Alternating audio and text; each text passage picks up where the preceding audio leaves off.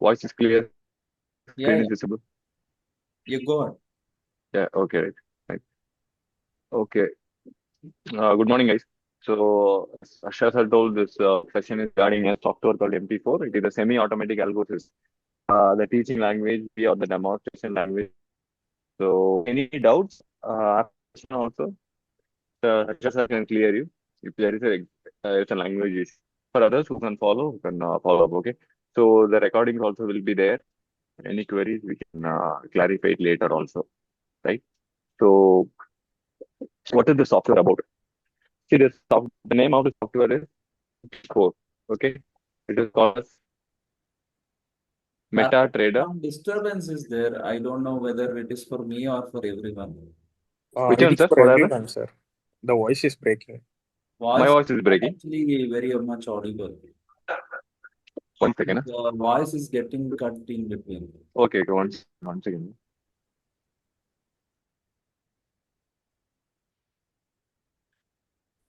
Okay.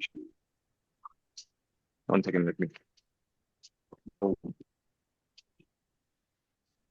Network current ठीक है.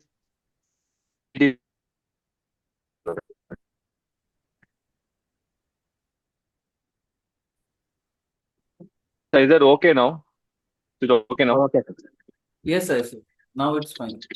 So, Yeah, yeah, go ahead, sir. okay. Yeah, okay.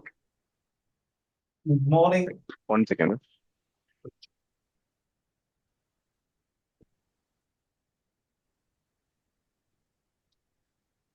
second.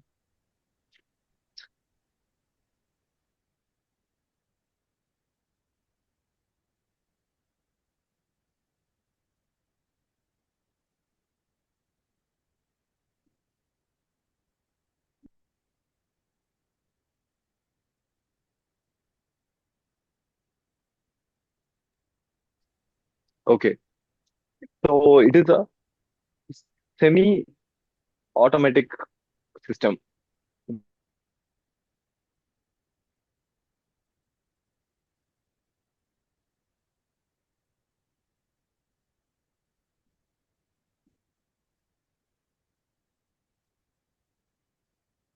Harsha sir, I don't know where the issue is. The network is okay. That's clear now. Your screen went off. Now it's okay. Now it is okay. It's clear, As right? now it is okay. You can continue, sir. Okay, okay. So this MetaTrader is quite similar to that of the trading view, which means what is the purpose of the trading view? Trading view is an analyzing software, right? In the same way, the MetaTrader is also an analyzing software. Okay, here also we can use indicators, there how we are using in trading view. The same purpose is same, but with one difference. In trading view, whatever the stock which you want to select in the NSE, if you go for the stock, you will get the stock chart. But in MetaTrader, this is the kind of customized one. So what we do is here we give a list of stocks by ourselves. For example, in around 150 to 170 stocks we give. These are all quality stocks. So there is no problem in stock selections because in trading, you suppose if you are selecting some stocks, there is no liquidity, there is a chance of getting trapped in those stocks. But in MetaTrader, one advantage is stocks which are available in the MetaTrader itself, those stocks are itself is a quality stock. So there is no point in worrying about stock selection. That's first thing it will taken care of. And the second one is what is the difference between what you have learned in the Pro Trader course and the session?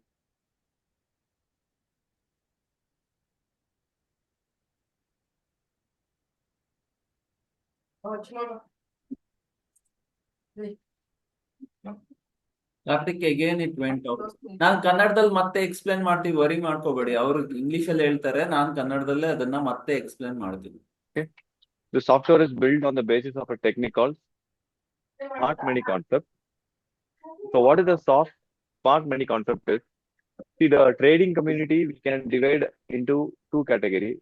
One is a retail one, and other is the institutions. Okay, the institutions we can call it as big players in the market. Retail people are like you and me, small volume trading people, or retail we call as a retail people. Let's say an example: if you are a retail trader and if you want to buy State Bank of India 100 shares at 700 rupees, for example, what do? Either you go to the market, you see whether the stock is available or not. So, okay, the stock is available. Now 700 rupees available or not. You will check the price. Okay. How much buyers and sellers are there? You will check, right? So, for example, this is how your order book will or your trading terminal it will look. For example, it will be like, let me clear this. It will be like bid. You can check in your Demat account. Bid, quantity, ask, and quantity. So here it will be, for example, 700, and here it will be 701. Here 1000 quantities at 700 it is available. Here 1200 quantity.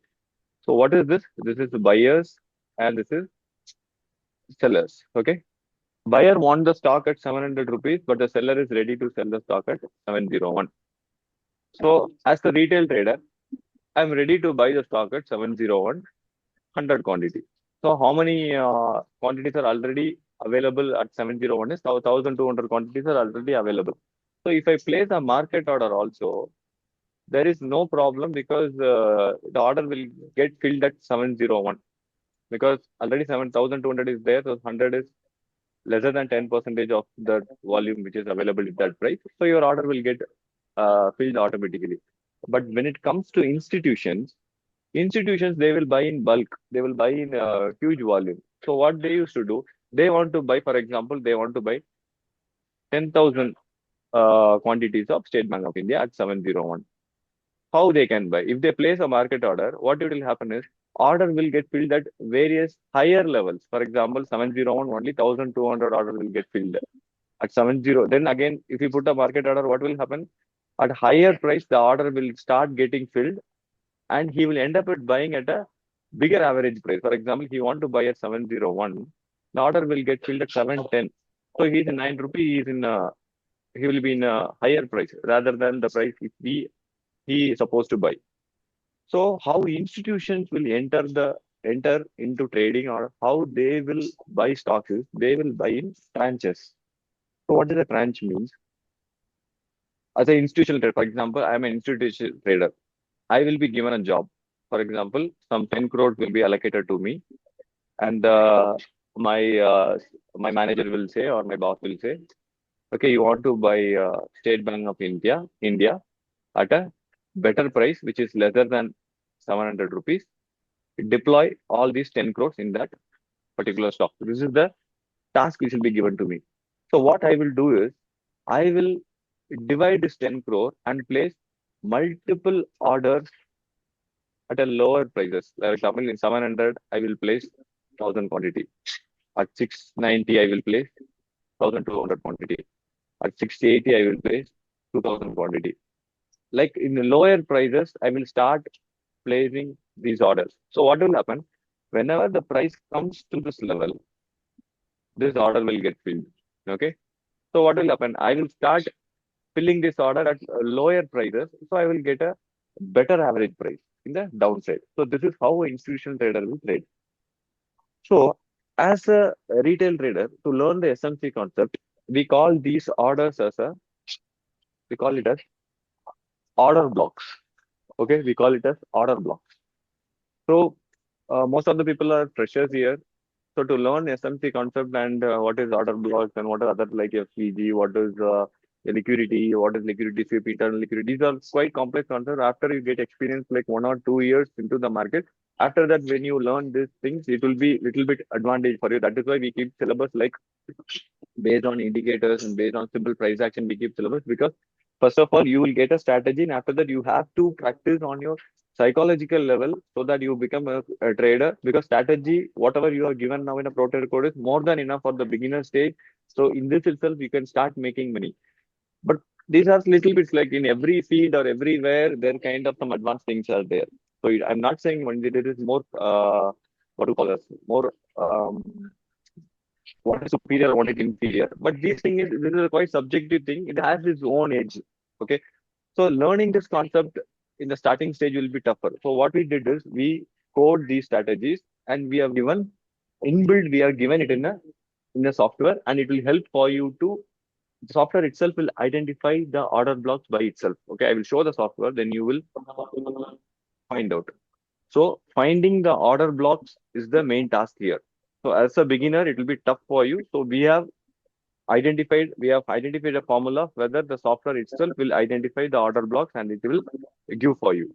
See, other names for these order blocks, we can call it as how this order block function is based on the concept of supply and demand. Okay. So what is the supply and demand is? Demand is nothing but for in a literal meaning also we can understand if something has a good demand means what it will happen. If gold is having good demand means what will happen? The gold price will go up. So the supply of the gold is more means the price will come down. Same for anything. For example, if you take tomato Hello? also, if the yeah Ah, yeah yes, Mr. Srikanth, please. ah, Okay, Srikanth, please mute your side, right? Okay, if the sorry. demand for the tomato is higher, what will happen? The tomato price will go up. If the supply is more, if more tomatoes are into the market, what will happen? People try to sell it at. Harsha sir, please mute him. No? Sir, you are the Achana? host who only I can. am the host. Bye. 1 second.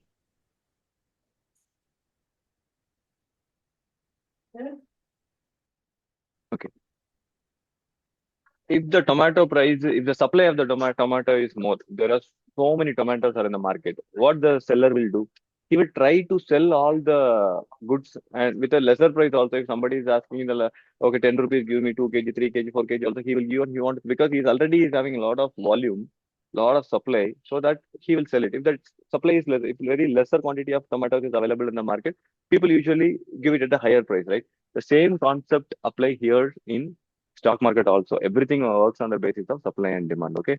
So finding out the supply and demand in the chart is not very easy task. So it is quite tougher one. So we help to find out the supply and the demand chart using our coding. So what is the supply zone? How to take entry in the chart? Initially, I will show it here, and after that, I will show it in the chart also. Okay. Usually, the software will plot the demand and supply zone like this bars. Okay. So usually the demand zone is marked as a green bar, and the supply zone is marked in orange bar. Okay. Okay. How to take a trade now? First of all, we have to wait for the stock to come to the demand zone, which means the stock should be in a downtrend. Should be in a downtrend. Okay. As the stocks moves down, as it approaches the demand zone, let's wait for the stock to touch this demand zone with one candle. See here, a lot of candles will be there. Like these candles are forming. So here and all, we are not taking any trade. We are trying to take a trade only when the stock touches the demand zone, either with a wick or with a body. So once the stock touches the demand zone with the wick or the body, this is the candle where we have to be alert. Okay. Next, we have to wait for one candle to close above the demand zone right here. So, for example, the next candle, if it closes like this, it closes like this. This close price, no? This is your buy price. Okay. Now, where you will keep the stop loss? Your stop loss is always going to be below this demand zone. Okay. So now the difference, the buy price is this one, and the stop loss is this one. This is the difference. Okay. Let's say your buy price is 100 and your stop loss is 90. The difference is approximately 10 points. Okay. For 10 rupees. So this is the entry. This is how the entry we have to take. So for exiting the trade, we have 4 criteria to exit the trade. Whichever the criteria which comes first, we will do that. The first criteria is it is a mathematical exit. Okay. So what is a mathematical exit or an arithmetic exit? See, here it is a buy price. Okay. Here is a stop loss. So first of all, you have identified the difference. The difference is 10 points, which means your risk is 10 points. So at least you book a reward of 20 points, which means 1:2. Okay. If suppose the risk is 5 points for a particular stock, then you have to book 10 points. If the risk is 20 points, then you have to book 40 points target. This is how you have to exit in the mathematical exit. But we all know that not every stocks, if you are taking 10 points risk, it will not move 20 points. Okay. So what we are trying to do with the software is we are not trying to predict the future in any way. We are not at all trying to predict the future. That is the first thing. So what we are trying to do is we are trying to follow what the software is saying us. So first thing is this mathematical exit we have given because this goes purely into math. Since we have the accuracy of over 75% with the software, if you get a 1:2 trade constantly, but definitely you will make money. There is no doubt about it. But not every time this happens. We also know what is the second exit then. The second exit is you bought here, you hold the stock till the nearest supply zone. Sometimes what happens, this nearest supply zone can be 30 points away. Okay. So these kind of trades we call it a jackpot trades. We don't know. We taken only 10 points risk, but we get 30 points. Okay. This is a 1:3 trades, right? We don't know which stock will move like this, but we don't book early exit, which means, for example, what I'm saying is we, we don't book the stock according to our own convenience. We will wait till this supply zone to exit the trade. So what is the third? Not every stock will move towards the supply zone also. Because at the time of your taking here entry, the momentum is good. Suppose when the stock's moving up like this, a new supply zone can get formed here, which means a new orange bar can get formed. If a new orange bar get formed, immediately the second one is nearest supply zone, and the third one is new supply zone. Any new supply zone forms in between, then also you can exit the trade. Okay. Whatever the target points, wherever it gives, whatever it gives. Suppose sometimes it will give only 10 points, it is fine. Sometimes it can give 15 points, it is okay. Sometimes it give only 5 points, fine. A new supply zone comes in, what is the software is saying is, okay, your stock is getting little bit momentum is lacking, you better exit the trade. This is what it is trying to say. This is the third one. Fourth one, we all know, you take the stock, but unfortunately the stock hasn't moved up. It comes and hit your stop loss level to exit. So this is the four ways of exiting from the exiting the stock. Okay, whichever comes first, we will do that. We don't know which will come first, but whichever comes first, we will do it. So what we are trying to do is we are not trying to predict the future here. That is the first burden we are taking out of our mind. See, as a trader, what do you do? Anyone know what is the toughest part? Why people are not able to make money in the market? Because it is one of the job which is predicting something on a daily basis. You are making a decision on a daily basis. So according to some experiment the scientists have done in the last 20 years, what is the toughest job? I mean, somebody have given some task like they are given sack of potatoes and manually they ask them to remove the rotten ones or the damaged ones. Even after paying a huge amount of salary to them, people are not ready to do that. You know the reason why? Because decision making on a daily basis is going to be very tiring for the mind. We can't make decision on a daily basis. If you start making decisions, you will burn out. So that is why intraday traders, especially, they lose money in the market because this process is tiring their mind. So the first thing as a trader you should take out of your mind is you don't want to predict the market. That is the first knowledge you have to go through to make a successful career in trading or whatever it may be in regarding this investment and trading. Don't predict the market because nobody knows where the market will go. Everything works on the probability only. This is the truth. Okay, there is nothing wrong in accepting this. But what is the quality of trader is? The quality of a trader is to find out an edge in the market. What is an edge in the market? Now we have framed this strategy or we have formulated this strategy. So we have an edge over the market. Edge means what? You are getting a better entry. This is your edge. This is your edge. So this strategy, what you are going to pay or what you are going to pay as a for the pro trader course or for anything else, whatever the things what you are going to pay something regarding to trading, why you are paying is the particular person is giving you an edge over the market, which you don't know. So after that, what he is saying, he is giving you a RMS, which is a risk management system. So where your stop loss is going to be. Nobody is going to give you the target level. So target levels, nobody knows actually. Target levels, you can follow only these methods. Either you can follow a mathematical method, otherwise you can follow some method based on your strategy. But because nobody can say where the market will go exactly, that is not needed also. Okay. So this thing you take it clear from your mouth, clear from your mind. These four things you can follow to how to exit from a trade. And entry is simple. Okay. If you follow this, then definitely this software is giving a very good very good insight to the market and very good feedbacks we have got. See, let's say how it works and all these things. Okay.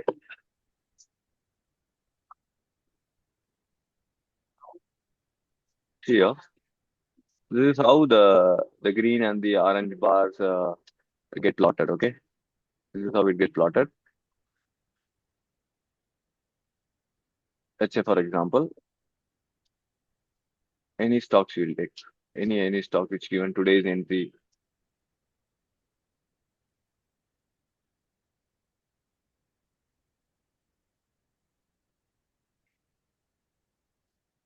Okay, see here there is no resistance at all. Okay, let's take SBI for the reason here. See here, the interface will be like this. Okay, the interface exactly looks like this. Here, what are the things you are going to use is just few things only. Below the file, you will be having a drop down. Once you click the drop down, you'll be getting this one. Here, you'll be having the NSE cash segment. Here, you'll be having all the quality stocks that are available. What I have told you, 150, 170 stocks are already there. And NSE future you are having. Okay. MCX you are having. And few option stocks also you are having. Option strike price also you are having. But how to trade options and all, that I will tell you. This software is trying to give you only the direction. Suppose if you are predicting Bank Nifty or predicting Nifty, it will show you a direction where the stock is about to move. After that, you can use your own strategy to make the trade. Let's say, for example, let's take the example of State Bank of India. Okay. Here you can see this one. These green ones, these are all the demand zones. Okay. These are all the demand zone. This orange one is the supply level. So now in the 5 minutes time frame, we have one supply level and so many demand zones are there, which means the stock is trending up. A small resistance are formed, but the stock is still it is in a good up move. So how to take a trade? See, let's say, let me zoom it a little bit. Here, as the stock moves towards this demand zone, the first candle which touches the demand zone. So this candle is your alert candle, okay? Or this candle is going to be your candle which we need to take a trade. Second candle, if you see, the closing is inside the demand zone only. So this is not the entry. Third candle, if you see, the closing is above the this demand zone, which means the closing is here. The demand zone is here. So difference between this closing and this one, okay, this difference you project the target. So easily this stock are given 1:2 trade, okay, because the difference if you see is very narrow. For example, 729 is your entry, 729.5, and 1.5 rupees on it. But the target it has given is huge. Okay. So if your trade goes good, 1:2 is nothing. You will get easily. Okay. That is why we are saying don't book early profit. And if the stop loss is lesser, based on the position sizing technique, obviously your quantity will be higher. So that just I can explain you regarding position sizing, how to take position sizing for a stock which is having a very less stop loss. So the concept is very simple. The sell side also we can take a trade. Let's say in our head. Okay. Now if you see the stock is this stock, for example, is Bank of Baroda. This is in a 1 hour time frame, which is we are using for swing trading. These are the demand zone. These are supply level. Okay. So here you see this is the alert candle, and the second candle closes above this. Stop loss is here. This is the difference. Okay. Now you project the target here. Now the stock is going up and it's given a good profit now. Now what is happening? The stock is moving towards the supply zone. Once now we have to wait for the stock to move towards touch this supply. Now so far it hasn't touched. Those who have taken a long entry here, they would have been good profit now. Now you don't take short entry once you book the long entry immediately. Now we want the stock to touch this supply zone and close below. This closing should happen. Then you sell here, stop loss will be above this. The distance between your sell stop loss, project, target 1:2, at least down, or the nearest supply demand zone is this one, or if any new demand zone forms, there you exit. Very simple. The same concept. The 5 minutes you have to use for intraday and 1 hour you are used for swing trading. This much only you are going to use in this software. Okay. So any doubts, guys, in this? Sir, is this irrespective of red and green candle? Usually what happens? Usually when the stock touches here, it will be green, and when it closes down, it will be red, which means navy blue in this case. Usually it will be like that. 99%, 95% it will be like that. Some days what happens? Some gap up because of gaps up and gap down. Even some red candle also give. But our idea is you are going to take a sell entry, stock to touch that supply zone, and a closing should happen below the supply zone. Either the closing can be with a red candle or a green candle, but 95% it will be with the red candle only because the price actions plays like that. The immediate next candle, right? No, not immediate next. Sometimes what happens, see, for example, if the stock is moving up and if it touches this level, if immediately the candle doesn't close it below, okay, and the stock continues to move up, this will get disappear. The supply zone will disappear from the chart. So we can identify, okay, this supply zone is weak supply zone. That is why it got disappeared. That is why we are having a double confirmation like this. It has to touch this level and then it has to close below this level. We have a double confirmation. Not only. Same for the downside also. If a stock is falling down and if it touches the demand zone and again it started moving down, this one will start disappear from the chart. And a new supply zone or a demand zone will get formed after based on the price action. So this is how it works. The appearance and the disappearance of the supply and the demand zones happens naturally. So that is how the coding works here. Okay, got it, sir. Thank you. Okay, fine. So guys, if any other doubts you can ask, or if there is no doubts, then I can wind up if you have any doubts. So Any far, doubts good, here? sir. Thank you. Okay, fine, good. Yes, ma'am, yeah. Somebody is asking something. Okay. If you have any doubts or anything regarding this, you can contact Ashad. But this is called as institutional stocks, right? For this, I'm not getting. What are you asking? This is called as institutional stocks, right? Not institutional stocks. This usually, see in F&O, usually you will be having somewhere around 196 to 198 stocks you will be having. The stocks which are trading in F&O. How the stocks are getting selected for the F&O is they have to meet some criteria based on volume, trading, their volatility, all these things. They have to match something. Those stocks only you try to do in for intraday. 90% those stocks are only available in this NSE cash segment. So these are not institutional stocks. These are very quality stocks, means the stocks which are in Nifty 50, Nifty 200 best stocks they have given.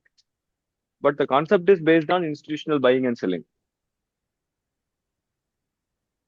The concept what I explained is institutional buying because institution have no other option to trade. They can't put a bulk order in a single. So they have to buy in tranches. There is no option. We are trying to take advantage of their usually institution take advantage of retailers.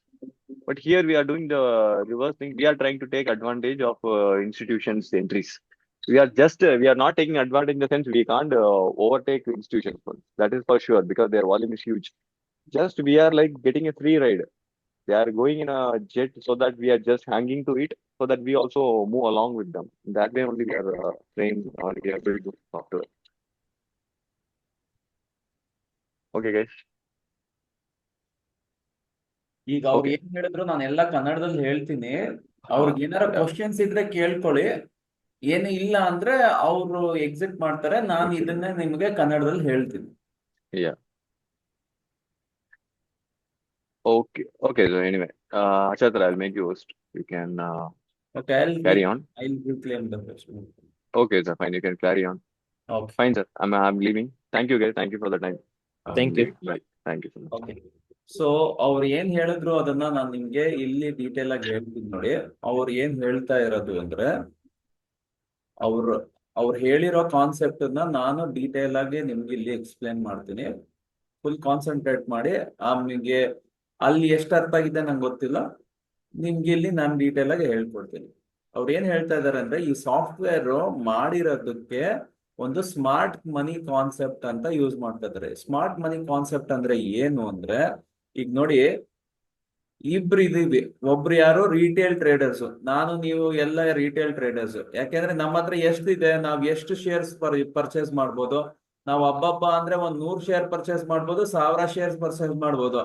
ಅದೇ institutions ಏನ್ ಮಾಡ್ತಾರೆ, 10,000 shares purchase ಮಾಡ್ತಾರೆ, 1,00,000 shares purchase ಮಾಡ್ತಾರೆ, 1,ಕೋಟಿ share ಬೇಕಿದ್ರು purchase ಮಾಡ್ತಾರೆ.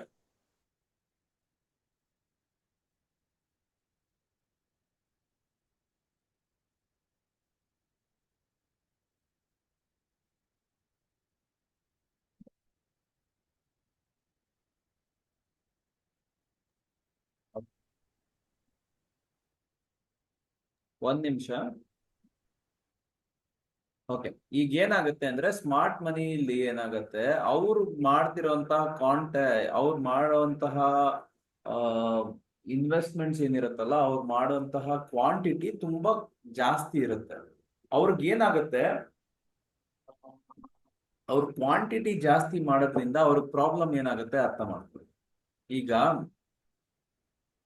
Price ಏನಾಗುತ್ತೆ, ಮೇಲೆ ಮೇಲೆ ಈ ತರ ಬರುತ್ತಲ್ಲ, ಇಲ್ಲಿ ಏನಾಗುತ್ತೆ, ಇಲ್ಲಿ ಇನ್ಸ್ಟಿಟ್ಯೂಷನ್ಸ್ ಮಾಡ್ತಿರೋದು ಹ್ಯೂಜ್ ಕ್ವಾಂಟಿಟಿಲಿ. ರೆಗ್ಯುಲರ್ ಟ್ರೇಡ್ ಒಂದು ಕಂಪ್ನಿಲಿ ಸಪೋಸ್ ಒಂದು 10,000 ಶೇರ್ಸ್ ಅಥವಾ 1,00,000 ಶೇರ್ ಟ್ರೇಡ್ ಆಗ್ತಿದೆ ಅಂದ್ರೆ, ಇವರು ಬೇಕಿದ್ರೆ 1,00,000 2,00,000 ಶೇರ್ಸ್ ಪರ್ಚೇಸ್ ಮಾಡೋ ಕೆಪಾಸಿಟಿ ಇರುತ್ತೆ.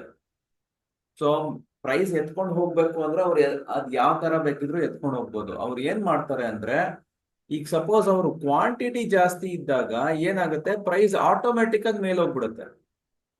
ನಾನ್ ಇವಾಗ ಬೈ ಮಾಡಿದಾಗ ಏನಾಗುತ್ತೆ, ನನ್ನ ಬೈಯಿಂಗ್ ಪ್ರೈಸ್ ಈಗ ಇವಾಗ ನೋಡಿ, ನಾನು ಈಗ 100 ರೂಪಾಯಿ ಇದೆ ಶೇರು, ನಾನ್ ಕ್ವಾಂಟಿಟಿ ಜಾಸ್ತಿ ಇದೆ, ಬೈ ಮಾಡ್ತಾ ಇದ್ದೀನಿ ಅಂದ ತಕ್ಷಣ ಪಟ್ ಅಂತ ಇದು 110 ಹೋಯ್ತು, 120 ಹೋಯ್ತು ಅಂದ್ರೆ ನನಗೆ ಪ್ರಾಬ್ಲಮ್ ಏನು? ಆಸ್ ಎ ಇನ್ಸ್ಟಿಟ್ಯೂಷನ್, ನಾನು ಪ್ಯೂರ್ಲಿ ಬಿಸ್ನೆಸ್ ಪ್ರಕಾರ ಯೋಚನೆ ಮಾಡಿ, ನಾವು ಮಾಡೋದ 100 500 ಶೇರ್ಗೆ 50 ಶೇರ್ಗೆ ಏನು ಪ್ರೈಸ್ಗಳ ಮೇಲೆ ಕೆಳಗೆ ಹೋಗಲ್ಲ. ಬಟ್ ಅವ್ರು ಮಾಡುವಂತ ಕ್ವಾಂಟಿಟಿಗೆ ಅವ್ರು ಬೈ ಮಾಡಿದ್ರೆ ಪ್ರೈಸ್ ಮೇಲೆ ಹೋಗುತ್ತೆ, ಅವ್ರು ಸೆಲ್ ಮಾಡಿದ್ರೆ ಪ್ರೈಸ್ ಕೆಳಗೆ ಬಂದ್ಬಿಡುತ್ತೆ. ಆದ್ರಿಂದ ಅವ್ರು ಏನ್ ಮಾಡ್ಬೇಕು ಅಂದ್ರೆ, ಅವ್ರು ಒಟ್ಟಿಗೆ ಬೈ ಮಾಡಕ್ ಆಗಲ್ಲ. ಅವ್ರು ಏನ್ ಮಾಡ್ತಾರೆ ಅಂದ್ರೆ ಸ್ಪ್ಲಿಟ್ ಮಾಡ್ತಾರೆ. ಇಲ್ಲೊಂದ್ ಸ್ವಲ್ಪ ಬೈ ಮಾಡ್ತಾರೆ, ಇಲ್ಲೊಂದ್ ಸ್ವಲ್ಪ ಬೈ ಮಾಡ್ತಾರೆ, ಇಲ್ಲೊಂದ್ ಸ್ವಲ್ಪ ಬೈ ಮಾಡ್ತಾರೆ. ಓಕೆ, ಇದಕ್ಕೆ ಆರ್ಡರ್ ಬ್ಲಾಕ್ ಅಂತ ಕರೀತಾರೆ. ಇದು ಆರ್ಡರ್ ಬ್ಲಾಕ್ ಏನು, ನಿಮ್ಗೆ ನೀವು ತೆಗೆದು ಯಾವ್ದಾರ ಒಂದು ಸ್ಟಾಕ್ ಇಂದು ಬೈ ಸೆಲ್ದು ಇದನ್ನ ನೋಡಿದ್ರೆ ಏನ್ ಕಾಣುತ್ತೆ ನಿಮ್ಗೆ? ಅಲ್ಲಿ ನಿಮ್ಗೆ ಬಿಡ್ ಪ್ರೈಸು, ಆಸ್ಕ್ ಪ್ರೈಸು ಅವೆಲ್ಲ ಕಾಣುತ್ತಲ್ಲ. ಆ ಬಿಡ್ ಆಸ್ಕ್ ಅವೆಲ್ಲ ಏನ್ ಕಾಣ್ತಾ ಇದೆ, ಅವೆಲ್ಲ ನಿಮ್ಗೆ ಸ್ಟಾಪ್ ಲಾಸ್ ಆರ್ಡರ್ ಇರ್ಬೋದು, ನಿಮ್ ಲಿಮಿಟ್ ಆರ್ಡರ್ ಇರ್ಬೋದು, ಅದ್ ಏನ್ ಹಾಕಿರ್ತಿರಲ್ಲ ಆ ಆರ್ಡರ್ಗಳು, ಅವೆಲ್ಲ ಪೆಂಡಿಂಗ್ ಆರ್ಡರ್. ಪೆಂಡಿಂಗ್ ಆರ್ಡರ್ ಇಂದ ನಮ್ಗೇನು ಆಗಲ್ಲ. ನಮ್ಗೆ ಏನಾಗೋದು ಎಕ್ಸಿಕ್ಯೂಟೆಡ್ ಆರ್ಡರ್ಸ್. ಈ ಎಕ್ಸಿಕ್ಯೂಟೆಡ್ ಬೈಯಿಂಗ್ ಆರ್ಡರ್ಸ್ ಕ್ವಾಂಟಿಟಿಲಿ, ವಾಲ್ಯೂಮ್ ಅಲ್ಲಿ ಯಾವ ಜಾಗದಲ್ಲಿ ಆಗ್ತಾ ಇದೆ ಆ ಜಾಗಗಳನ್ನ ಇಲ್ಲಿ ಮಾರ್ಕ್ ಮಾಡಿ ಇಟ್ಕೊಂಡಿರ್ತಾರೆ. ಅದೇ ನಿಮಗೆ ಏನಾಗುತ್ತೆ, ಗ್ರೀನ್ ಅಲ್ಲಿ ಬಂದ್ರೆ ಅದು ಡಿಮ್ಯಾಂಡ್ ಝೋನ್. ಡಿಮ್ಯಾಂಡ್ ಝೋನ್ ಅಥವಾ ಇದೇನಿಲ್ಲ, this is nothing but our support. ಈ ಜಾಗದಲ್ಲಿ ನಾವ್ ಏನಾಗುತ್ತೆ, ಬೈಯಿಂಗ್ ಬರುತ್ತೆ. ಅದೇ ಮೇಲ್ ಹೋಗ್ತಾ ಇರ್ಬೇಕಾದ್ರೆ ಇಲ್ಲೆಲ್ಲೋ ಸೆಲ್ಲಿಂಗ್ ಆಯ್ತು ಅಂತ ಇಟ್ಕೊಳ್ಳಿ, ಈ ಜಾಗದಲ್ಲಿ ಏನಾಗುತ್ತೆ, ಸಪ್ಲೈ ಬರುತ್ತೆ. ಇದಕ್ಕೆ ಏನಂತಾರೆ, ರೆಸಿಸ್ಟೆನ್ಸ್ ಅಂತ ಹೇಳ್ತಾರೆ.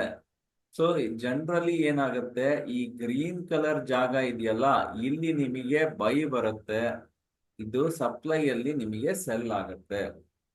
ಓಕೆ, ಈ ಕಾನ್ಸೆಪ್ಟ್ ಅರ್ಥ ಆಯ್ತಾ? ಇದು ಸ್ಮಾರ್ಟ್ ಮನಿ ಕಾನ್ಸೆಪ್ಟ್. ಆ ಸ್ಮಾರ್ಟ್ ಮನಿ ಕಾನ್ಸೆಪ್ಟ್ ಅನ್ನ ಏನ್ ಮಾಡಿದ್ದಾರೆ ಅಂದ್ರೆ, ಅವರು ಪ್ರೋಗ್ರಾಮ್ ಮಾಡಿ ಇಟ್ಟಿದ್ದಾರೆ. ಸೊ ದಟ್ ಎಲ್ಲಿ ನಿಮಗೆ ಇನ್ಸ್ಟಿಟ್ಯೂಷನಲ್ ಬೈಯಿಂಗ್ ಆಗಿದೆ, ಎಲ್ಲಿ ಇನ್ಸ್ಟಿಟ್ಯೂಷನಲ್ ಸೆಲ್ಲಿಂಗ್ ಆಗಿದೆ, ಎಲ್ಲಿ ಈ ಬೈಯಿಂಗ್ ಇರುತ್ತೆ ಈ ಜಾಗದಲ್ಲಿ ಸಪೋರ್ಟ್ ಬರುತ್ತೆ, ಎಲ್ಲಿ ನಿಮಗೆ ಸೆಲ್ಲಿಂಗ್ ಇರುತ್ತೆ ಅಲ್ಲಿ ನಿಮಗೆ ರೆಸಿಸ್ಟೆನ್ಸ್ ಬರುತ್ತೆ. ಇನ್ ಕೇಸ್ ಏನಾದ್ರೂ ಈ resistance is no longer valid ಅಂತ ಇಟ್ಕೊಳ್ಳಿ, ಈ ಪರ್ಟಿಕ್ಯುಲರ್ ನಿಮಗೆ ಅಲ್ಲಿ ಕಾಣಿಸ್ತಾ ಇರುವಂತಹ ಆರ್ಡರ್ ಬ್ಲಾಕ್ ಮಾಯ ಆಗುತ್ತೆ. ಡಿಸಪಿಯರ್ ಆಗುತ್ತೆ ಅಂತ ಹೇಳ್ತಿದ್ರಲ್ಲ, ಅಂದ್ರೆ ಏನಂದ್ರೆ ಆ resistances is no longer valid ಅಂತ. ಅದ್ರದ್ದು ಏನು ಅಷ್ಟು ಎಫೆಕ್ಟ್ ಇಲ್ಲ ಇನ್ಮೇಲೆ. ಅದ್ರದ್ದು ಎಫೆಕ್ಟ್ ಇಲ್ಲ ಅಂದ್ರೆ ಅದ್ರ ನೆಕ್ಸ್ಟ್ ಏನ್ ಬರುತ್ತೋ ಅದಾಗುತ್ತೆ. ಇಲ್ಲಿ ಏನಾಗುತ್ತೆ ಅಂದ್ರೆ ನಮ್ಗೆ ಬಿಗ್ಗೆಸ್ಟ್ ಪ್ರಾಬ್ಲಮ್, ನಾವು ಜನರಲ್ ಆಗಿ ಟ್ರೇಡ್ ಮಾಡೋ ಟೈಮಲ್ಲಿ ನಮ್ ಪ್ರಾಬ್ಲಮ್ ಏನಾಗುತ್ತೆ, ನಾನು ಬೈ ಮಾಡಿದ್ರೆ ಎಲ್ಲಿ ತನಕ ಇಟ್ಕೋಬೇಕು, ನಾನು ಟಾರ್ಗೆಟ್ 1ಗೆ ಎಕ್ಸಿಟ್ ಮಾಡ್ಬೇಕಾ, ಟಾರ್ಗೆಟ್ 2ಗೆ ಎಕ್ಸಿಟ್ ಮಾಡ್ಬೇಕಾ, ಟಾರ್ಗೆಟ್ 3ಗೆ ಎಕ್ಸಿಟ್ ಮಾಡ್ಬೇಕಾ, ಹೋಲ್ಡ್ ಮಾಡ್ಬೇಕಾ, ಮಾಡಬಾರ್ದಾ, ಎಕ್ಸಿಟ್ ಮಾಡ್ಬೇಕಾ, ಇವೆಲ್ಲ ಕನ್ಫ್ಯೂಷನ್ ಇರುತ್ತಲ್ಲ.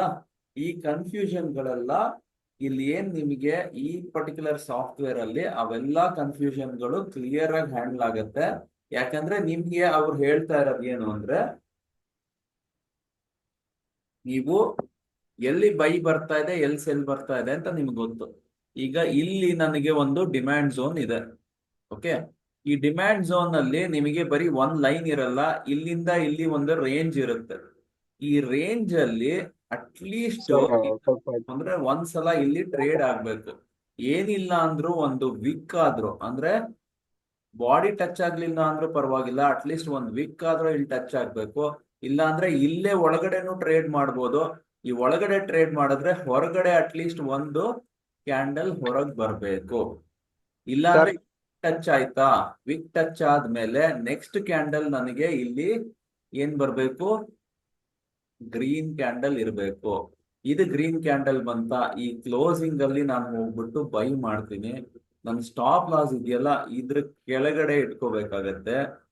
ನನಗೆ ಏನಾಗುತ್ತೆ, ಇಲ್ಲಿಂದ ಇಲ್ಲಿ ಏನ್ ಡಿಸ್ಟೆನ್ಸ್ ಇದೆ, ನನಗೆ ಇದು ರಿಸ್ಕ್. ಓಕೆ, ಇಲ್ಲಿ ಮೇಲ್ಗಡೆ ನನ್ಗೆ ಎಲ್ಲಿ ಸಪ್ಲೈ ಝೋನ್ ಇದೆ, ಇದಕ್ಕೂ ನನಗೇನಾದ್ರೂ ಡಿಫ್ರೆನ್ಸ್ ಅಟ್ಲೀಸ್ಟ್ 1:2 ಇತ್ತು ಅಂತ ಇಟ್ಕೊಳ್ಳಿ. ಅಂದ್ರೆ ಇಲ್ಲಿ ನನಗೆ 10 ರೂಪಾಯಿ ಇದ್ರೆ ನನಗೆ ರಿಸ್ಕ್, ನನಗೆ ಇಲ್ಲಿಂದ ಇಲ್ಲಿ ಡಿಸ್ಟೆನ್ಸ್ ಇದೆಯಲ್ಲ ಅಟ್ಲೀಸ್ಟ್ 20 ರೂಪಾಯಿ ಇರಬೇಕು. ಆ ಟೈಮಲ್ಲಿ ಮಾತ್ರ ಟ್ರೇಡ್ ತಗೊಳ್ಳಿ ಅಂತ ಹೇಳ್ತಾ ಇದ್ದಾರೆ. ಇಲ್ಲಿವರೆಗೂ ಅರ್ಥ ಆಯ್ತಾ? ಇಲ್ಲಿವರೆಗೂ ಏನೇನು ಅವ್ರು ಹೇಳಿದ್ರು ಅದನ್ನೇ ರಿಪೀಟ್ ಮಾಡ್ತಾ ಇದ್ದೀನಿ. ಈ ಕಾನ್ಸೆಪ್ಟ್ ಗಳು ಅರ್ಥ ಆಯ್ತಾ? ಇದ್ರಲ್ಲಿ ಏನಾರು ಡೌಟ್ ಇದೆಯಾ?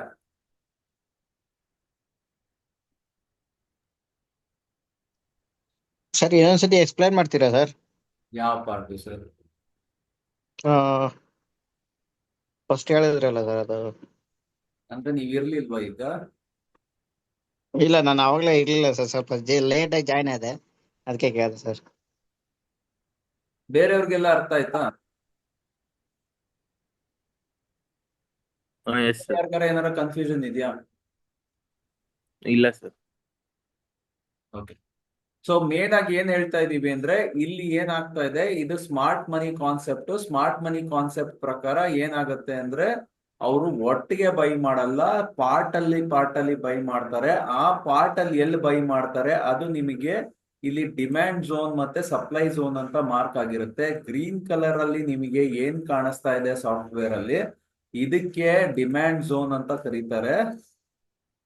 ಓಕೆ, ಅಥವಾ ಇದು ನಮ್ಮ ಸಪೋರ್ಟ್ ಆಗಿ ವರ್ಕ್ ಆಗುತ್ತೆ. ಅದೇ ನಮ್ಗೆ ಆರೆಂಜ್ ಕಲರ್ ಅಲ್ಲಿ ಏನ್ ಕಾಣಿಸ್ತಾ ಇದೆ, ಇದು ನಮ್ಗೆ ಸಪ್ಲೈ ಝೋನ್ ಅಂತ ಕರಿತೀವಿ. ಆ ಸಪ್ಲೈ ಝೋನ್ ಅಲ್ಲಿ ನಮ್ಗೆ ಇದು ಆರೆಂಜ್ ಅಲ್ಲಿ ಇರುತ್ತೆ. ಓಕೆ, ಈ ಸಪ್ಲೈ ಝೋನ್ ಅಲ್ಲಿ ನಮ್ಗೆ ಏನ್ ಬರುತ್ತೆ, ಇದರಲ್ಲಿ ರೆಸಿಸ್ಟೆನ್ಸ್ ಬರುತ್ತೆ. ಸೊ ನಮಗೆ ಏನಾಗ್ಬೇಕು, ಇಲ್ಲಿ ಬೈ ಮತ್ತೆ ಸೆಲ್ಗೆ ಇಲ್ಲಿ ಒಂದು ರೇಂಜ್ ಇರುತ್ತೆ. ಆ ರೇಂಜ್ ಅಲ್ಲಿ ನಿಮ್ಗೆ ಏನಾಗ್ಬೇಕು, ಒಂದ್ಸಲ ಅಟ್ಲೀಸ್ಟ್ ಟ್ರೇಡ್ ಆಗ್ಬೇಕು. ಸೊ ನಾನು ಇಲ್ಲಿ ಏನ್ ಟ್ರೇಡ್ ಮಾಡ್ತೀನಿ, ನನ್ಗೆ ಇಲ್ಲಿ ಟ್ರೆಂಡ್ ರಿವರ್ಸಲ್ ಸಿಗತ್ತೆ. ಈ ಟ್ರೆಂಡ್ ರಿವರ್ಸಲ್ಸ್ ಸಿಗತ್ತೆ ನನಗೆ ರಿಸ್ಕ್ಗೂ ರಿವಾರ್ಡ್ಗೂ ಡಿಫರೆನ್ಸ್ ಇರುತ್ತೆ. ಅಂದ್ರೆ ನನಗೆ ಎಷ್ಟು ಟಾರ್ಗೆಟ್ ಇದೆ, ಎಷ್ಟು ಸ್ಟಾಪ್ ಲಾಸ್ ಇದೆ, ಅದು ನನಗೆ ಕ್ಲಾರಿಟಿ ಸಿಗುತ್ತೆ. ನನಗೆ ಇಲ್ಲಿ ಟ್ರೇಡ್ ತಗೋಬೇಕಾದ್ರೆ ನಾನು ನೋಡ್ಬೇಕು, ಇಲ್ಲಿ ಅಟ್ಲೀಸ್ಟ್ ನನಗೆ ಒಂದು ವಿಕ್ ಇಲ್ಲಿ ಟಚ್ ಆಗ್ಬೇಕು. ವಿಕ್ ಟಚ್ ಆದ್ಮೇಲೆ ಇಲ್ಲಿ ನೆಕ್ಸ್ಟ್ ನನಗೆ ಗ್ರೀನ್ ಕ್ಯಾಂಡಲ್ ಬಂತು ಅಂದ್ರೆ ನಾನು ಇಲ್ಲಿ ಬೈ ಮಾಡ್ತೀನಿ. ಓಕೆ, ನನಗೆ ಇಲ್ಲಿಂದ ಇಲ್ಲಿ ಏನ್ ಡಿಫರೆನ್ಸ್ ಇರುತ್ತೆ, ಇದು ನನಗೆ ರಿಸ್ಕ್. ಇಲ್ಲಿ ಮೇಲ್ಗಡೆ ಎಲ್ಲಿ ನನಗೆ ರೆಸಿಸ್ಟೆನ್ಸ್ ಝೋನ್ ಇದೆ, ಆರೆಂಜ್ ಬಾರ್ ಇರುತ್ತೆ, ಅದು ನನಗೆ ಟಾರ್ಗೆಟ್. ಇಲ್ಲಿಂದ ಇಲ್ಲಿ ನನಗೆ ಡಿಸ್ಟೆನ್ಸ್ ಏನಿದೆಯಲ್ಲ, ಇದಕ್ಕಿಂತ ಅಟ್ಲೀಸ್ಟ್ ಡಬಲ್ ಇದ್ರೆ ಮಾತ್ರ ಟ್ರೇಡ್ ತಗೊಳಕ್ ಹೋಗ್ಬೇಕು, ಅದಕ್ಕಿಂತ ಮುಂಚೆ ಟ್ರೇಡ್ ತಗೋಬಾರ್ದು ಅಂತ ಹೇಳ್ತಾ ಇದಾರೆ. ಇದು ಒಂಥರ ಈ ತರ ಬರ್ಬೋದು, ಇಲ್ಲ ಅಂದ್ರೆ ಇದ್ರ ಒಳಗಡೆ ಟ್ರೇಡ್ ಆಗ್ಬೋದು. ಇದ್ರ ಒಳಗಡೆ ಟ್ರೇಡ್ ಆದ್ರೆ ಇಲ್ಲಿ ಹೊರಗಡೆ ಅಟ್ಲೀಸ್ಟ್ ಒಂದು ಬಾರ್ ಹೊರಗೆ ಬರ್ಬೇಕು, ಅದು ಗ್ರೀನ್ ಬಾರ್ ಇರಬೇಕು. ಆ ಗ್ರೀನ್ ಬಾರ್ ಬಂತು ಅಂದ್ರೆ ಈ ಕ್ಲೋಸಿಂಗ್ ಅಲ್ಲಿ ನಾಟ್ ನೆಸೆಸರಿ ನನಗೆ 20% 50% ಎಷ್ಟಾರೋ ಇರ್ಲಿ, ಅದು ತೊಂದರೆ ಇಲ್ಲ, ಹೊರಗಡೆ ನನಗೆ ಟ್ರೇಡ್ ಆಗ್ಬೇಕು, ಅವಾಗ ನನಗೆ ಎಂಟ್ರಿ ಬರುತ್ತೆ. ನಿಮ್ ಕಾನ್ಫಿಡೆನ್ಸ್ ಬೇಕು ಅಂದ್ರೆ ನೀವು ಬೇಕಿದ್ರೆ ನೆಕ್ಸ್ಟ್ ಕ್ಯಾಂಡಲ್ ಮೇಲೆ ಟ್ರೇಡ್ ಮಾಡಿ, ಇಲ್ಲ ಅಂದ್ರೆ ಈ ಸಾಫ್ಟ್ವೇರ್ ಪ್ರಕಾರ ನಿಮಗೆ ಅಲ್ಲೇ ಎಂಟ್ರಿ ಬರುತ್ತೆ. ಓಕೆ, ಅದ್ರ ಮೇಲ್ ಬಂತು ಅಂದ್ರೆ ಅಲ್ಲಿಂದ ಎಂಟ್ರಿ ಬಂತು ಅಂತ ಲೆಕ್ಕ. ನಮಗೆ ರಿಸ್ಕ್ ರಿವಾರ್ಡ್ ಇಂಪಾರ್ಟೆಂಟ್ ಆಗುತ್ತೆ. ಆ ರಿಸ್ಕ್ ರಿವಾರ್ಡ್ ನೋಡ್ಕೊಂಡು ನೀವು ಟ್ರೇಡ್ ತಗೋತೀರಾ. ಇಲ್ಲಿ ನಿಮಗೆ ಎಕ್ಸಿಟ್ ಎಲ್ಲಿ ಸಿಗುತ್ತೆ ಅಂದ್ರೆ 4 ತರ ಎಕ್ಸಿಟ್ ಇದೆ. ಫಸ್ಟ್ ಎಕ್ಸಿಟ್ ಏನು, ನಿಮ್ ಸ್ಟಾಪ್ ಲಾಸ್ ಟ್ರಿಗರ್ ಆದ್ರೆ ಎಕ್ಸಿಟ್. ಎರಡನೇದು ನಿಮ್ ಟಾರ್ಗೆಟ್ ನಿಮ್ಗೆ ರೀಚ್ ಆಯ್ತಾ, ಅಲ್ಲಿ ಎಕ್ಸಿಟ್. ಮೂರನೇದು ನಮ್ಗೆ ಏನಾರು ಹೊಸದಾಗಿ demand zone, supply zone create ಆಯ್ತು ಅಂತ ಅನ್ಕೊಳ್ಳಿ, new demand or supply zone based on ನಾವು ಬೈ ಮಾಡ್ತಿದೀವೋ ಸೆಲ್ ಮಾಡ್ತಿದೀವೋ. ಯಾಕಂದ್ರೆ ಇವಾಗ ನಿಮ್ಗೆ ಅದು ಇರ್ಲಿಲ್ಲ, ಅದಾದ್ಮೇಲೆ ಹೊಸದಾಗಿ ಕ್ರಿಯೇಟ್ ಆಯ್ತು, ಅವಾಗ್ಲೂ ನಾನು ಎಕ್ಸಿಟ್ ಮಾಡ್ಬೇಕಾಗತ್ತೆ, ಯಾಕಂದ್ರೆ ಅಲ್ಲಿ ಸಪ್ಲೈ ಝೋನ್ ಕ್ರಿಯೇಟ್ ಆಗಿದೆ. ನಾಲ್ಕನೇದು 1:2, ಸಾರಿ 1:2 ರಿಸ್ಕ್ ರಿವಾರ್ಡ್. ಸಪೋಸ್ ನನಗೆ 10 ರೂಪಾಯಿ ಇತ್ತು, 20 ರೂಪಾಯಿ ನನ್ಗೆ ಬಂತು, ಅಲ್ಲೂ ನಾನು ಎಕ್ಸಿಟ್ ತಗೋಬಹುದು. ಸೊ ಇದು ಯಾವ್ದು ಬೇಕಾದ್ರೂ ಮಾಡ್ಬೋದು. ಈ 4 ತರದಲ್ಲಿ ನಿಮ್ಗೆ ಎಕ್ಸಿಟ್ ಆಪ್ಷನ್ ಇರುತ್ತೆ ಇದ್ರಲ್ಲಿ. ನಾನು ಇಲ್ಲಿ ಸಾಫ್ಟ್ವೇರ್ ಅಲ್ಲೇ ಒಂದ್ಸಲ ತೋರಿಸ್ತೀನಿ ನಿಮ್ಗೆ ಹೆಂಗ್ ಬರ್ತಾ ಇದೆ ಅಂತ, ಅದನ್ನ ನೋಡಿ. ಇಲ್ಲಿ ಏನಾರ ಡೌಟ್ ಆದ್ರೆ ನನಗೆ ಕೇಳಿ, ಅಲ್ಲಿ ನಿಮ್ಗೆ ಎಕ್ಸ್ಪ್ಲೇನ್ ಮಾಡ್ತೀನಿ. ನೋಡಿ, ಈ ತರ ಇರುತ್ತೆ ಸಾಫ್ಟ್ವೇರ್. ಈ ಸಾಫ್ಟ್ವೇರ್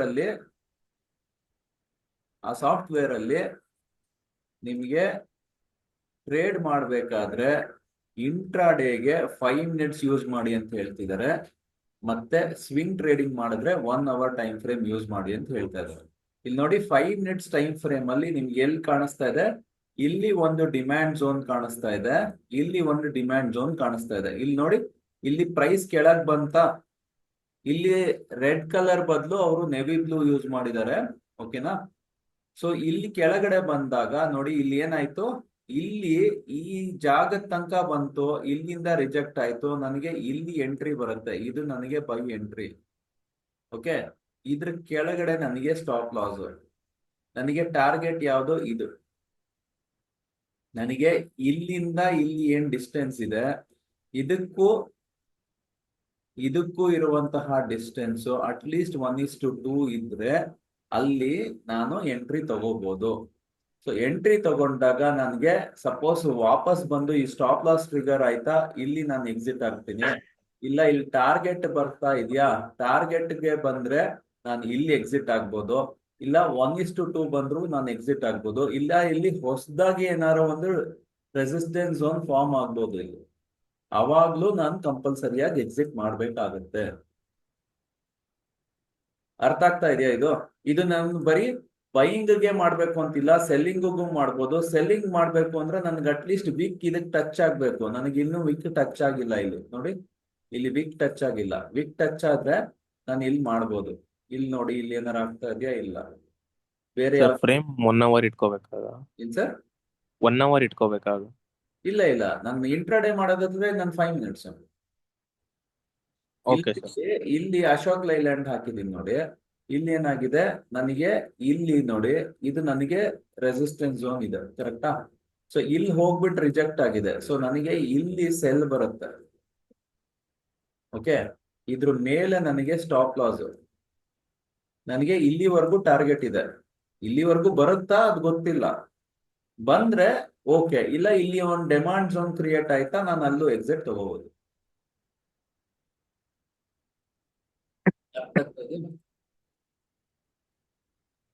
ಸರ್ ಪ್ರೀವಿಯಸ್ ಒಂದು ಚಾರ್ಟ್ ತೋರಿಸಿರಲ್ಲ ಸರ್, ಅದು ತೋರಿಸಿ. ಮೀನ್ಸ್ ಸ್ಟಾರ್ಟಿಂಗ್ ಅಲ್ಲಿ ಎಂಟ್ರಿ ತೋರಿಸಿರಲ್ಲ ಸರ್? ಇಲ್ಲ ಸರ್.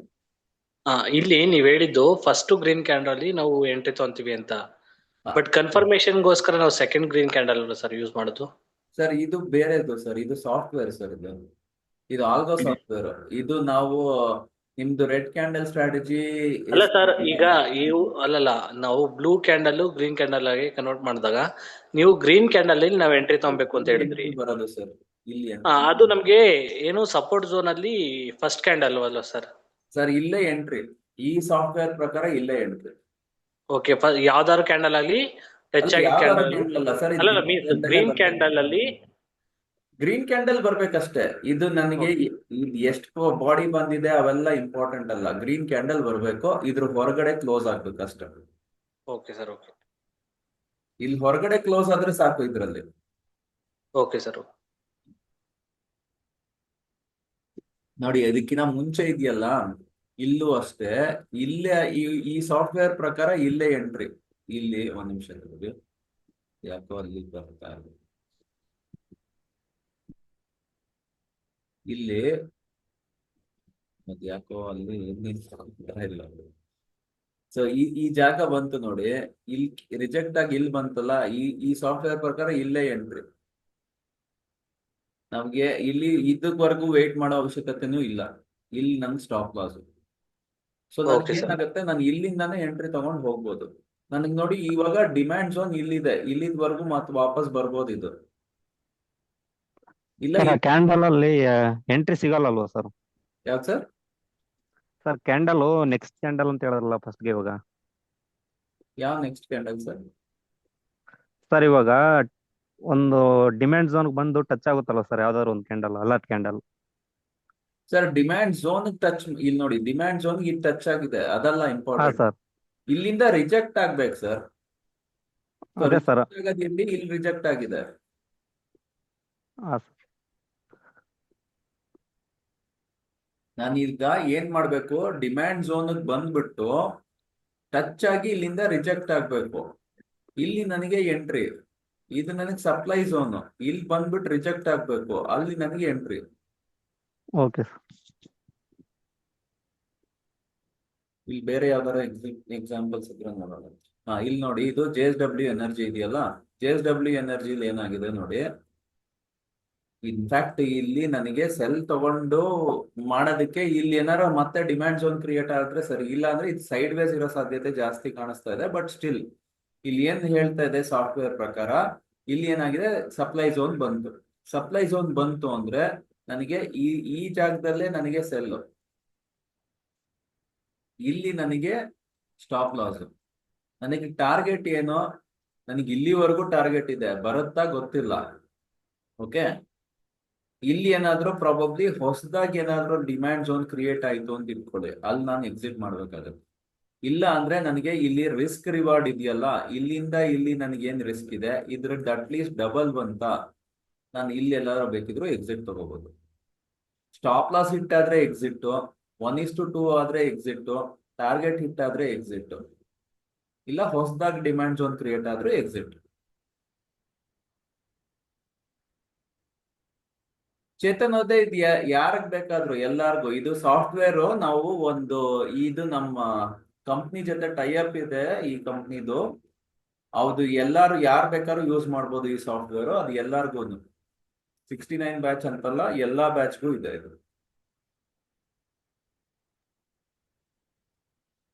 ಅರ್ಥ ಆಗ್ತಾ ಇದೆಯಾ ಸರ್? ಸೊ ಮೇನ್ ಆಗಿ ನೀವ್ ಏನ್ ನೋಡಿ ಅಂದ್ರೆ, ಸುಮ್ನೆ ಬ್ಲೈಂಡ್ ಆಗಿ ಎಂಟ್ರಿ ಎಕ್ಸಿಟ್ ತಗೊಳಕ್ ಹೋಗ್ಬೇಡಿ. ಓವರ್ ಆಲ್ ನಿಮಗೆ ಮಾರ್ಕೆಟ್ ಏನ್ ಮಾಡ್ತಾ ಇದೆ ಈಗ, ನನ್ನ ಪ್ರಕಾರ ಓವರ್ ಆಲ್ ಮಾರ್ಕೆಟ್ ಟ್ರೆಂಡ್ ಏನಾಗಿದೆ, ಬೈ ಸೈಡ್ ಅಲ್ಲಿ ಇದೆ.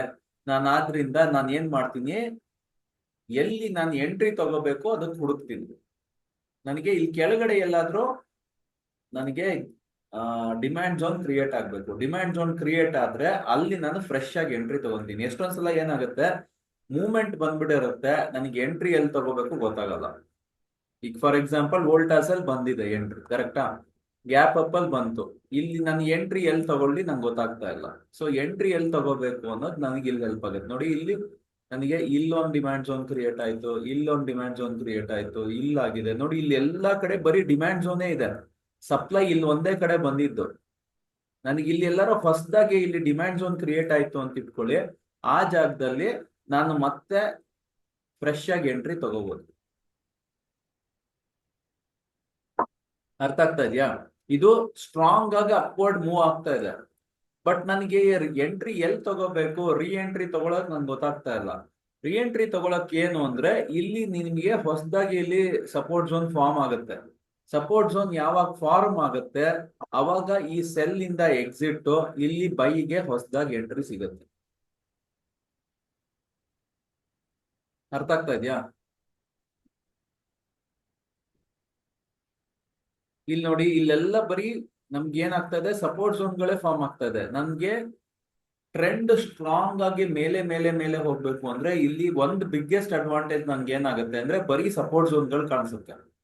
ಅದೇ ತರ ನನಗೆ ಸೆಲ್ ಸೈಡ್ ಬರ್ತಾ ಇದೆ ಅಂದ್ರೆ ಬರೀ ರೆಸಿಸ್ಟೆನ್ಸ್ ಝೋನ್ಗಳು ಕಾಣಿಸುತ್ತೆ. ಸೊ ನನಗೆ ಏನಾಗುತ್ತೆ ಅಂದ್ರೆ ನಾನು ಡೈರೆಕ್ಷನ್ ತಪ್ಪು ಮಾಡೋ ಸಾಧ್ಯತೆ ಕಮ್ಮಿ ಆಗುತ್ತೆ. ಇಲ್ಲಿ ನಮ್ ಬಿಗ್ಗೆಸ್ಟ್ ಪ್ರಾಬ್ಲಮ್ ಏನು ಅಂದ್ರೆ ನಾವು ಸುಮ್ನೆ ಏನೇನೋ ಡೈರೆಕ್ಷನ್ ಅಲ್ಲಿ ಟ್ರೇಡ್ ಮಾಡ್ತೀವಲ್ಲ, ಇದ್ರಲ್ಲಿ ಕ್ಲಿಯರ್ ಆಗಿ ಡೈರೆಕ್ಷನ್ ನಮ್ಗೆ ಅದು ಅಡ್ವಾಂಟೇಜ್ ಕೊಡುತ್ತೆ. ಈಗ ಸಪೋಸ್ ತುಂಬಾ ಮೇಲ್ ಹೋಗ್ಬಿಟ್ಟಿದೆ, ನಾನು ಇಲ್ಲಿ ಬೈ ಮಾಡಿದ್ರೆ ನನಗೆ ಹೆದರಿಕೆ, ನನಗೆ ಇಲ್ಲಿ ಎಲ್ಲಿ ಬೈ ಮಾಡ್ಲಿ, ನನಗೆ ಇದು ರಿಸ್ಕ್ ಜಾಸ್ತಿ ಅಂತ ನಂಗೆ ಅನ್ಸುತ್ತೆ. ಯಾಕಂದ್ರೆ ಪ್ರಾಫಿಟ್ ಬರೋದಿರ್ಲಿ, ನನಗೆ ಸಡನ್ ಆಗಿ ಅಲ್ಲಿಂದ ಕೆಳಗ್ ಬಂದ್ಬಿಟ್ರೆ ನನಗೆ ಲಾಸ್ ಆಗುತ್ತೆ ಅಂತ. ಸೊ ಇದು ಕೆಳಗ್ ಬಂದ್ರೆ ನನಗೆ ಎಲ್ಲಾರೋ ಡಿಮ್ಯಾಂಡ್ ಝೋನ್ ಕ್ರಿಯೇಟ್ ಆಯ್ತಾ, ಆ ಜಾಗದಲ್ಲಿ ನಾನು ಫ್ರೆಶ್ ಆಗಿ ಎಂಟ್ರಿ ತಗೊಂತೀನಿ. ಅರ್ಜೆಂಟ್ ಆಗಿ ನಾನು ಎಲ್ಲೆಲ್ಲೋ ಎಂಟ್ರಿ ತಗೊಳಲ್ಲ.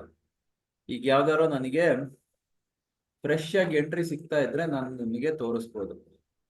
ನೋಡೋಣಂತೆ, ಇಲ್ಲಿ ಟಾಪ್ ಗೇನರ್ಸ್ ಟಾಪ್ ಲೂಸರ್ಸ್ ಅಲ್ಲಿ ನೋಡೋಣಂತೆ. ಶ್ರೀರಾಮ್ ಫೈನಾನ್ಸ್ ಇದೆ, ಇಲ್ಲಿ ಎಲ್ಲಾರ ಸಿಗ್ತಾ ಇದೆಯಾ ನೋಡೋಣಂತೆ. ಶ್ರೀರಾಮ್ ಫೈನಾನ್ಸ್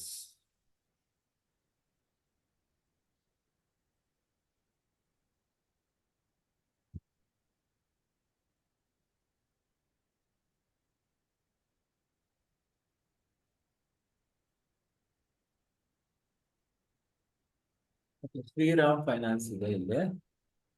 ಓಕೆ, ಇಲ್ಲಿ ನನಗೆ ಯಾವುದು ಎಂಟ್ರಿ ಸಿಕ್ಕಿಲ್ಲ. ಇಲ್ಲಿ ತುಂಬಾ ಆಲ್ರೆಡಿ ಮೂವ್ ಆಗಿದೆ. ಇಲ್ಲಿ ಎಲ್ಲೂ ನನಗೆ ರೆಸಿಸ್ಟೆನ್ಸ್ ಝೋನ್ ಇಲ್ಲ ಸದ್ಯಕ್ಕೆ.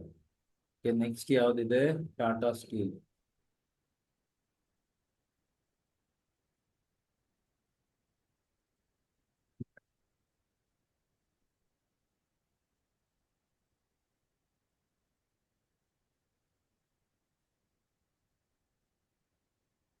ಓಕೆ, ಟಾಟಾ ಸ್ಟೀಲ್ ಅಲ್ಲಿ ಏನಾಗಿದೆ ನೋಡಿ, ಇಲ್ಲಿ ರೆಸಿಸ್ಟೆನ್ಸ್ ಝೋನ್ ಫಾರ್ಮ್ ಆಗಿದೆ. ಇಲ್ಲಿ 2 ಹಾಕ್ಬೋದು. ಇಲ್ಲ ಈ ರೆಸಿಸ್ಟೆನ್ಸ್ ಬ್ರೇಕ್ ಆದ್ರೆ ಇದು ಮಾಯ ಆಗುತ್ತೆ, ಅದಾದ್ಮೇಲೆ ಫ್ರೆಶ್ ಬೈ ಬರುತ್ತೆ. ಇಲ್ಲ ಅಂದ್ರೆ ಇಲ್ಲಿ ಒಂದು ಸಪೋರ್ಟ್ ಝೋನ್ ಫಾರ್ಮ್ ಆಗುತ್ತೆ. ಇವೆರಡರಲ್ಲಿ ಎಲ್ಲಾರೋ ಎಂಟ್ರಿ ಸಿಗುತ್ತೆ. ಈಗ ಸದ್ಯಕ್ಕೆ ಅಲ್ಲಿ ಎಲ್ಲೂ ಎರಡು ಏನು ಬರ್ತಾ ಇಲ್ಲ. ಸೊ ಸದ್ಯಕ್ಕೆ ಏನು ಎಂಟ್ರಿ ಇಲ್ಲ ನಮಗೆ. ಬಿಟ್ರೆ ಇನ್ನೆಲ್ಲಿತ್ತು? ಬಜಾಜ್ ಫೈನಾನ್ಸ್.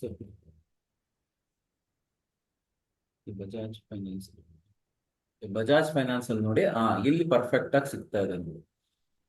ಬಜಾಜ್ ಫೈನಾನ್ಸ್ ಅಲ್ಲಿ ಏನಾಗಿದೆ, ಇಲ್ಲಿ ಏನಾಗಿದೆ, ಇಲ್ಲಿ ನೋಡಿ, ಇಲ್ಲಿ ಡಿಮ್ಯಾಂಡ್ ಝೋನ್ ಅಲ್ಲಿ ಇದೀವಿ, ಕರೆಕ್ಟಾ? ಈ ಡಿಮ್ಯಾಂಡ್ ಝೋನ್ ಇಲ್ಲಿದೆ, ಸಪ್ಲೈ ಝೋನ್ ಇಲ್ಲಿದೆ. ನನಗೆ ಎಂಟ್ರಿ ಎಲ್ಲಿ ಬಂದಿರುತ್ತೆ? ನನಗೆ ಎಂಟ್ರಿ ಈ ಜಾಗದಲ್ಲಿ ಬಂದಿದೆ. ಓಕೆ, ನನಗೆ ಸ್ಟಾಪ್ ಲಾಸ್ ಇದ್ರ ಕೆಳಗಡೆ ನನಗೆ ಇಷ್ಟು ರಿಸ್ಕ್ ಇದೆ. ಈಗ ಸಪ್ಲೈ ಎಲ್ಲಿದೆ? ಇಲ್ಲಿದೆ ಸಪ್ಲೈ. ಇಲ್ಲಿವರೆಗೂ ಎಕ್ಸ್ಪೆಕ್ಟ್ ಮಾಡ್ತಾ ಇದೀವಿ. ಸೊ ಏನಾಗುತ್ತೆ, ಎಲ್ಲಿವರೆಗೂ ಸ್ಟಾಪ್ ಲಾಸ್ ಹಿಟ್ ಆಗಲ್ಲ ಅಲ್ಲಿವರೆಗೂ ಏನು ತೊಂದರೆ ಇಲ್ಲ. ಇಲ್ಲಿ ಒಂದ್ ರೌಂಡ್ ಇಲ್ಲಿ ಕೆಳಗ್ ಬಂದ್ರು ಮತ್ತೆ ವಾಪಸ್ ಇಲ್ಲಿಂದ ಮೇಲ್ ಬರೋ ಸಾಧ್ಯತೆನೇ ಇದೆ. ಅದಕ್ಕೆ ಇದು ಸ್ಟ್ರಾಂಗ್ ಸಪೋರ್ಟ್ ಝೋನ್. ಇಲ್ಲಿ ನೋಡಿ, ಇಲ್ಲಿ ಕೆಳಗಡೆ ಟ್ರೇಡ್ ಆಗ್ತಾ ಇತ್ತು, ಇಲ್ಲಿವರೆಗೂ ಏನು ಪ್ರಾಬ್ಲಮ್ ಇಲ್ಲ. ನನಗೆ ಎಂಟ್ರಿಯಲ್ಲಿ ಇದು ಈ ಜಾಗ ಎಂಟ್ರಿ. ಸ್ಟಾಪ್ ಲಾಸ್ ಇದೆ. ಓಕೆ, ಸ್ಟಾಪ್ ಲಾಸ್ ಇಲ್ಲೇ. ನನಗೆ ಎಕ್ಸಿಟ್ ಎಲ್ಲಿ? ಇಲ್ಲಿ ಮೋಸ್ಟ್ಲಿ ಇದು ಸಪ್ಲೈ ಝೋನ್ ಫಾರ್ಮ್ ಆಗಿರ್ಲಿಲ್ಲ, ಇವಾಗ ಆಗಿರೋದು ಇದು. ಹೊಸ ಸಪ್ಲೈ ಝೋನ್ ಆಗಿರೋದು ಇದು. ಸೊ ಹೊಸ ಸಪ್ಲೈ ಝೋನ್ ಆಗಿರೋದ್ರಿಂದ ಇಲ್ಲಿ ಏನಾಯ್ತು, ಈ ಸಪ್ಲೈ ಝೋನ್ ಬಂತು. ಸಪ್ಲೈ ಝೋನ್ ಬಂದ ತಕ್ಷಣ ಇಲ್ಲಿ ನಿಮಗೆ ಈ ಸಪ್ಲೈ ಝೋನ್ ಆಗಿದೆ ಅಂತ ನಮಗೆ ಇಲ್ಲಿ ಬರುತ್ತೆ. ನಮ್ಗೆ ಎಕ್ಸಿಟ್ ಇಲ್ಲಿ ಸಿಕ್ಕಿರುತ್ತೆ, ಅದಕ್ಕಿಂತ ಮುಂಚೆ ಎಕ್ಸಿಟ್ ಸಿಕ್ಕಿರಲ್ಲ. ಹೊಸ ಸಪ್ಲೈ ಝೋನ್ ಆದಾಗ ಅದು ಫ್ರೆಶ್ ಆಗಿ ಸ್ವಲ್ಪ ವಾಲ್ಯೂಮ್ ಅಲ್ಲಿ ಸೆಲ್ ಆಗತ್ತೆ, ಆವಾಗ್ಲೇ ನಮಗ್ ಬರೋದು. ಇಮಿಡಿಯೇಟ್ ಆಗಿ ಅಷ್ಟು ಫಾಸ್ಟ್ ಆಗಿ ನಿಮ್ಗೆ ಇಲ್ಲೇ ಬಂದ್ಬಿಡಲ್ಲ, ಇಲ್ಲಿ ಏನು ಬರಲ್ಲ. ಯಾಕಂದ್ರೆ ಇದು ಹೊಸದಾಗಿ ಫಾರ್ಮ್ ಆಗಿದೆ. ಅದು ಎಷ್ಟು ಆರ್ಡರ್ಗಳು ಬಂತು ಅನ್ನೋದ್ರ ಬೇಸಿಸ್ ಮೇಲೆ ಬರೋದು. ಸೊ ಇಲ್ಲಿ ಅಥವಾ ಇಲ್ಲಿ ಎಲ್ಲಾದ್ರೂ ನಿಮಗೆ ಸಿಕ್ಕಿರುತ್ತೆ. ಸೊ ಇಲ್ಲಿ ಸಿಕ್ಕಿದಾಗ ನೀವು ಇಮಿಡಿಯೇಟ್ ಆಗಿ ಎಕ್ಸಿಟ್ ತಗೊಂಡಿರ್ತೀರ. ಸೊ ಇಲ್ಲಿ ಏನಾಗ್ತಾ ಇದೆ, ನನಗೆ ಫ್ರೆಶ್ ಬೈ ಇಲ್ಲಿ ಬರ್ತಾ ಇದೆ, ನಂಗೆ ಫ್ರೆಶ್ ಬೈ ಇಲ್ಲಿದೆ. ಸೊ ಇದ್ರ ಮೇಲ್ ಹೋದಾಗ ನಾನು ಎಕ್ಸ್ಪೆಕ್ಟ್ ಮಾಡ್ತಿರೋ ಟಾರ್ಗೆಟ್ ಇದು. ಸೊ ನನಗೆ ಸ್ಟಾಪ್ ಲಾಸ್ ಹಿಟ್ ಆದ್ರೆ ಎಕ್ಸಿಟ್, ಟಾರ್ಗೆಟ್ ಹಿಟ್ ಆದ್ರೆ ಎಕ್ಸಿಟ್, ಇಲ್ಲ ಇಲ್ಲಿಂದ ಇಲ್ಲಿ ಏನು ಡಿಸ್ಟೆನ್ಸ್ ಇದೆ 1:2 ಆದ್ರೆ ಎಕ್ಸಿಟ್, ಇಲ್ಲ ಹೊಸದಾಗಿ ಏನಾದ್ರು ರೆಸಿಸ್ಟೆನ್ಸ್ ಫಾರ್ಮ್ ಆದ್ರೆ ಎಕ್ಸಿಟ್. ಅರ್ಥ ಆಗ್ತಾ ಇದೆಯಾ? ಯಾರಿಗಾರ ಏನಾರ ಕನ್ಫ್ಯೂಷನ್ ಇದೆಯಾ ಇದರಲ್ಲಿ?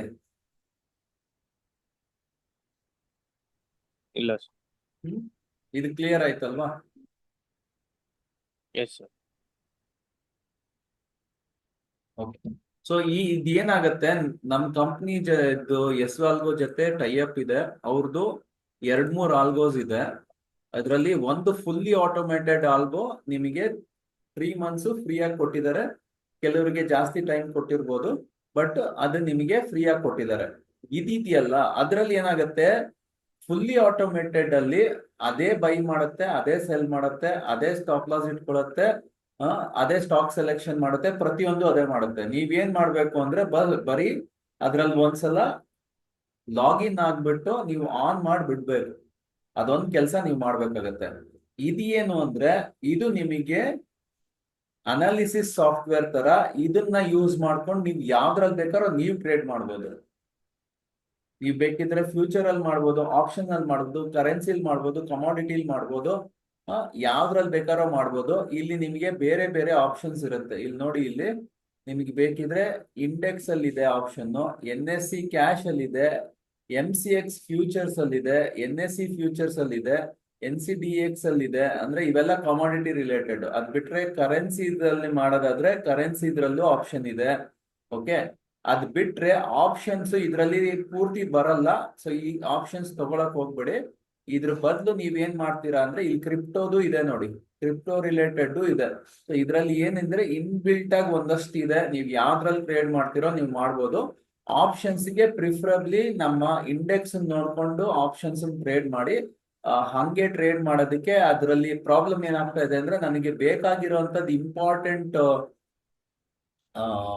ಇದು ಸ್ಟ್ರೈಕ್ ಪ್ರೈಸಸ್ ಅಲ್ಲಿ ತೋರಿಸ್ತಾ ಇಲ್ಲ. ಅದನ್ನ ನಾನು ಅವ್ರ ಹತ್ರ ಮಾತಾಡಿದ್ದೀನಿ. ಅಲ್ಲಿ ಆ ಡೇಟಾ ಬರ್ಬೇಕು. ಆ ಡೇಟಾ ಬಂದ್ರೆ ಸಾಫ್ಟ್ವೇರ್ ಪಾಡಿಗೆ ಸಾಫ್ಟ್ವೇರ್ ವರ್ಕ್ ಆಗುತ್ತೆ. ಸಾಫ್ಟ್ವೇರ್ ಏನ್ ಪ್ರಾಬ್ಲಮ್ ಇಲ್ಲ.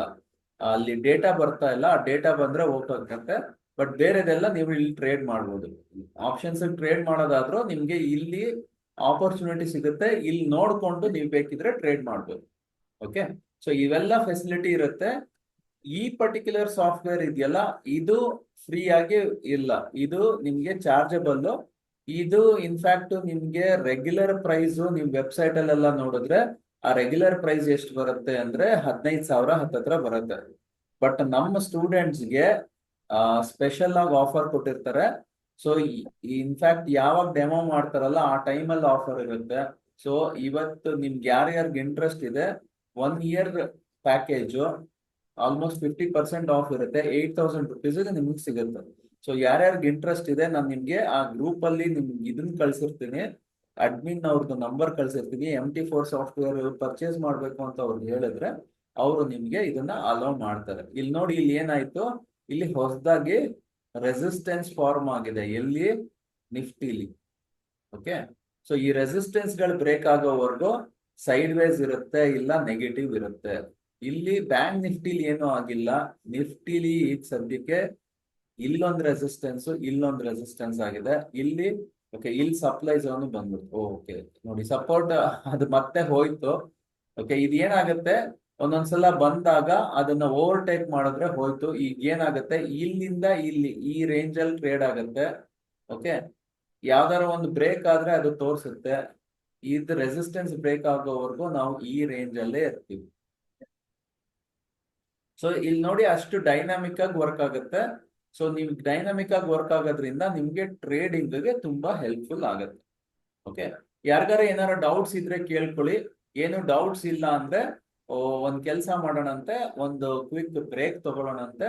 ಆ ಬ್ರೇಕ್ ತಗೊಂಡ್ಮೇಲೆ ಮತ್ತೆ ನಾವು ರೀಸ್ಟಾರ್ಟ್ ಮಾಡೋಣ. ಸರ್, ಹೇಳಿ ಸರ್. ಅದು DLF ನೋಡಿ ಸರ್, ಇವತ್ತು ಅನಲೈಸ್ ಮಾಡಿದ್ದು ಕರೆಕ್ಟ್ ಇದೆಯಾ ಅಂತ ಸ್ವಿಂಗ್ ಟ್ರೇಡಿಂಗ್.